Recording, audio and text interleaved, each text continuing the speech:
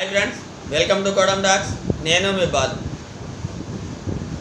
ఓనమాలు రానుడు కూడా జర్నలిస్టే అంటూ ముఖ్యమంత్రి అయినటువంటి రేవంత్ రెడ్డి గారు జర్నలిస్టుల గురించి మాట్లాడడము సరికాదని, ఒకరి ఆత్మాభిమానాలను దెబ్బతీసే విధంగా ఒక ఉన్నత స్థాయిలో ఉంటూ గౌరవప్రదమైనటువంటి పదవిలో ముఖ్యమంత్రి స్థానంలో ఉంటూ కూడా ఇలా మాట్లాడడం సరికాదని, భారత రాజ్యాంగము కల్పించినటువంటి హక్కుల నుండి ఎవరైనా ఏదైనా చేయవచ్చని, తప్పులు చేసినప్పుడే చట్టపరంగా చర్యలు తీసుకునే అవకాశం ఉంటుంది.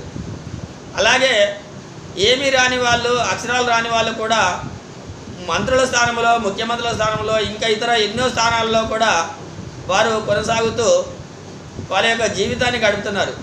రాజకీయ నాయకులు చేస్తున్నటువంటి పనులకు ప్రత్యక్ష సాక్షిగా నిలబడేదే జర్నలిజం.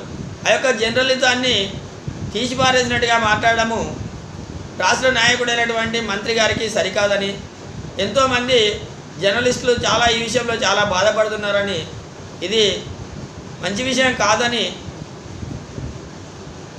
చెప్తున్నారు.